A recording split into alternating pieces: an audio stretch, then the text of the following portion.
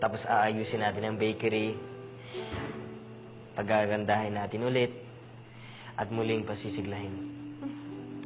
Hindi magtatagal, magtatagumpay din tayo. Lakas talaga ng fighting spirit mo, no? Sa isang bagay lang naman ako hindi malakas. Saan? Sa pag-amin ko sa'yo ng nararamdaman ko.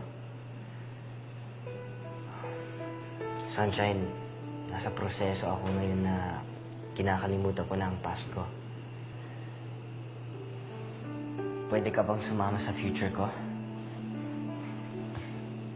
Ha? Aaminin ko, tuwing nangungulila ako kay nanay at nasasaktan kay Eunice dahil hindi kami nakatuluyan, iniisip kita. At tuwing naiisip kita, hindi ko mapigilan mangiti. Ikaw ang nakakapagpasaya sa akin. Iniisip ko, magkadikit ang balikat natin, hawak ko ang kamay mo, tapos hihilig ka sa balikat ko. Di ba sinabi mo kailangan ko mag-move on? Nagawa ko na yun.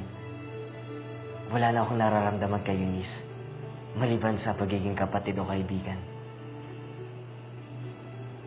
Ikaw talagang nakakapagpasaya sa akin.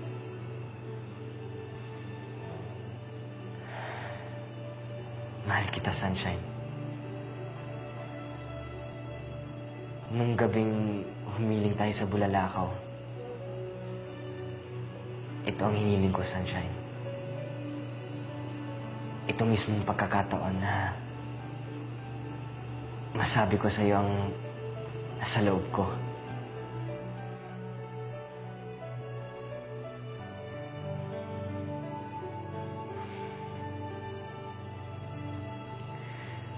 At higit sa lahat, ang masabi kong pwede ba kita maging girlfriend?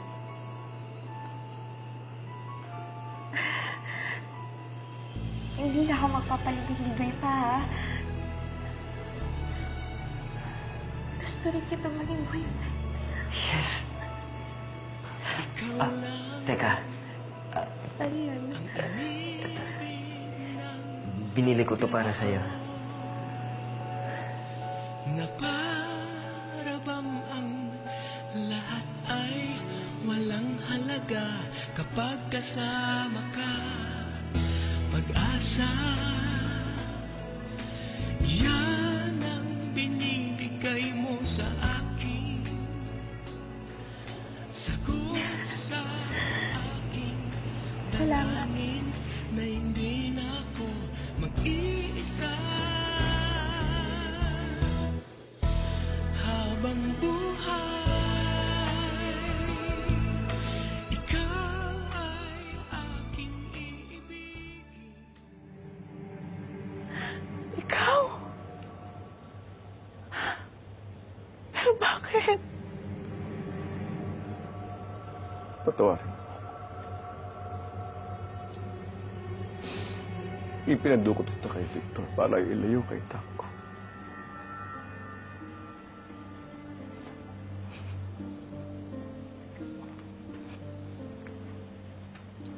Bakit?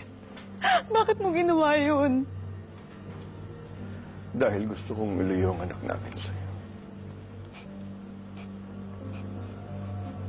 Para matuto siyang mag-isa.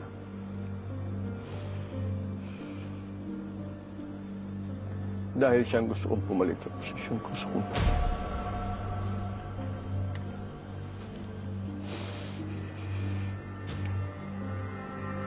Patawarin mo ako, Son.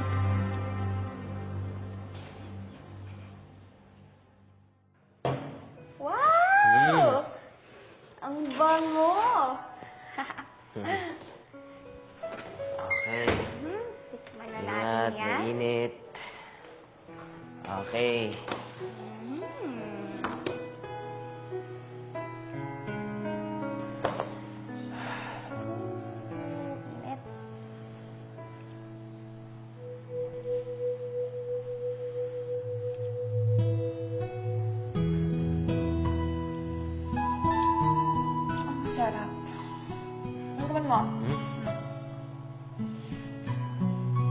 Diba? Ganyan talaga pag inspired. Sana lang nandito si nanay para makita niya gaano ako kasaya ngayon. Huwag kang mawala ng pag-asa, Takbo. Okay? Hindi talaga. Balang araw makikita ni nanay ang lahat ng narating ko. Tapos ipagkikilala kita sa kanya. Sigurado ako matutuwa siya pag nakilala ka. Talaga? Oo naman.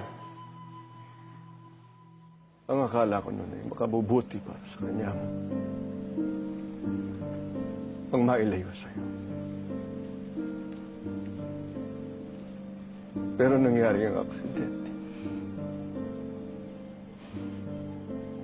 Hindi sinasadyang nahulog ka sa bangin.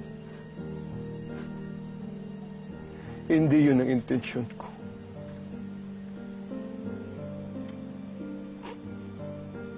Pero nangyari ang lahat, Sonia. At walang araw na hindi ka nagsisisi.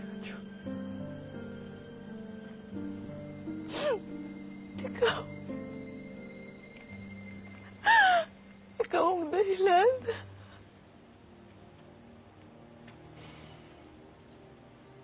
Totoo, Sonia.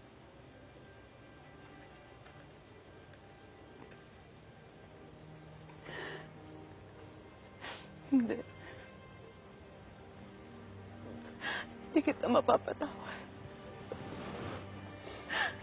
Pinaglayo mo kami ng anak ko. At hindi mo alam yung hirap na dinanas ko sa pamumulila sa kanya. Sakit-sakit. Ang sakit-sakit mo. Patawarin po ako, Sonia.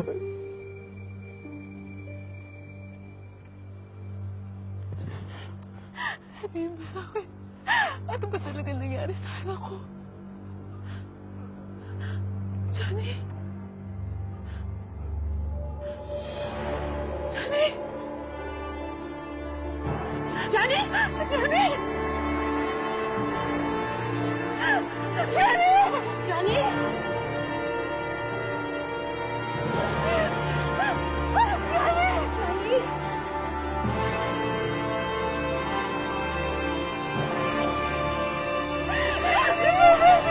Johnny!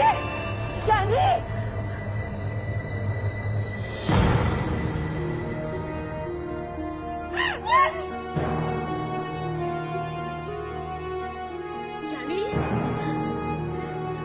Johnny! Johnny! Johnny!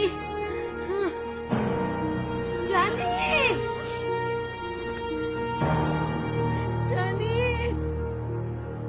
Johnny! Johnny! Johnny! Johnny!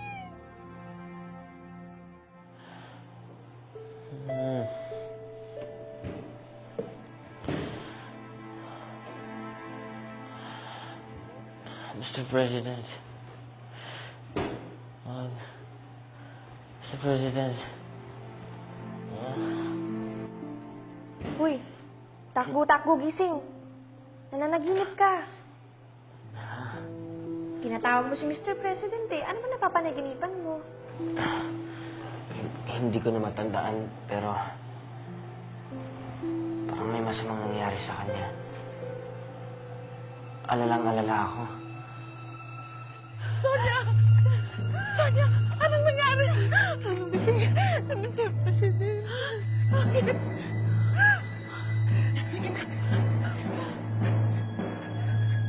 Eh, ganun ba kayo ka-close ni Mr. President para mapanaginipan mo siya ng ganyan? Daig mo pa anak niya.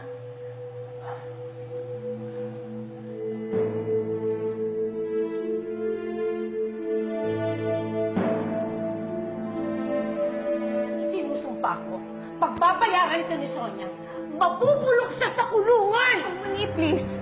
Huwag mo muna isipin pagdedemanda. More than anything, importante si Abuji, okay? Isipin muna natin, sana gumaling siya, okay? Ha? Pagdasal muna natin siya. Dok, kamusta po yung asawa ko? Tatapatin ko kayo. Hindi maganda ang lagay ng pasyente. Right now, he has fallen into a coma Comatose po ang asawa ko?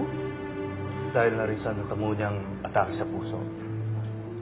His heart failed to deliver oxygen into his brain. Nagkaroon ng cessation of spontaneous circulation. Kaya tumaas ang blood pressure niya dramatically. Gawin niyo po ang lahat para magising ang asawa ko. Kahit magkano po babayaran ko. Gawin niyo po ang lahat para gumaling siya. No, please. No.